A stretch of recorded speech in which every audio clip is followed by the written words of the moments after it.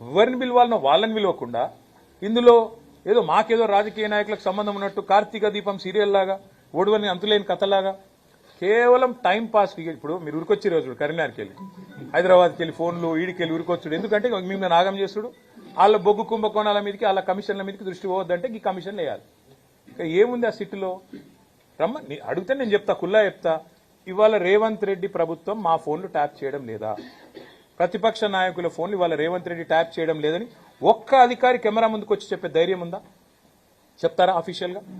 వాళ్ళకి తెలుసు, చెప్పలేరు. ఎందుకు? రేపు మా గవర్నమెంట్ వస్తుంది, మళ్ళీ మేము ఎంక్వైరీ చేసినాం అనుకో వీళ్ళందరూ అలా బొక్కల పడతారు. వాళ్ళకి ఎరికే.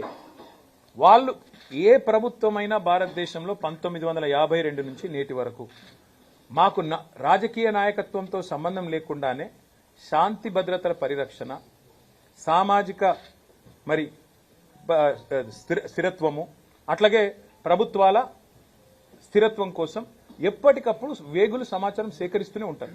కానీ రాజకీయ నాయకత్వానికి ముఖ్యమంత్రి అయినా మంత్రులకైనా మాకు ఆ సమాచారం ఎట్లా వస్తుంది అని తెలియదు. రెండోది, ఇప్పుడు నేను ఫర్ ఎగ్జాంపుల్ చెప్తున్నా మీకు, మాకేదో సమాచారం కావాలి అనుకోండి, నాకు కాదు ప్రభుత్వ అధినేతకు సమాచారం కావాలి, పోలీసు వాళ్ళకి చెప్తే వాళ్ళు తెచ్చిస్తారు. వాళ్ళు ఎట్లా తెచ్చారో మాకు చెప్పొద్దు, మేము అడగద్దు. అది మౌఖిక ఒప్పందం, అది ఓవరాల్గా చట్టం. ఇది తెలుసు పోలీసు వాళ్ళకు.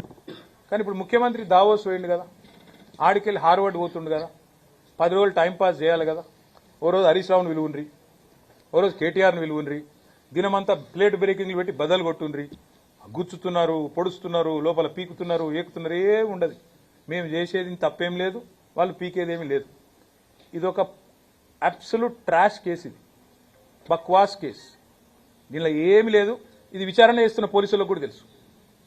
ఇంకా విచిత్రం ఏంటంటే, నేను మొన్న హరీష్ రావు గారిని పిలిస్తే ఏమో కొత్త విషయాలు ఏమో చెప్తారేమో అనుకున్నా. ఏం లేదు, అడిగిందే అడుగుడు, తిరల మరల చేసి అడుగుడు, మరల తిరలేసి అడుగుడు.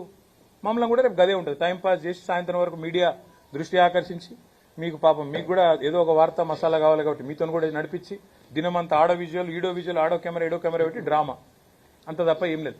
ప్రజలకు పనికొచ్చే ఒక్క పని ఈ ప్రభుత్వం ఈ 2 ఏళ్లలో చేసిందా? ఒక్క మహిళకు 2,500 రూపాయలు ఇచ్చిందా? దాని మీద చర్చ జరగద్దు. 6 గ్యారంటీల మీద చర్చ జరగద్దు. 100 రోజులు అన్నది మర్చిపోవాలి. ఏమనంటే కేసీఆర్ అప్పులు చేసిండని డప్పు కొట్టాలి. ఇదే దిక్కుమాలిన ఆలోచన తప్ప వాళ్ళు పీకేదేం లేదు, వాళ్ళతో అయ్యేదేం లేదు.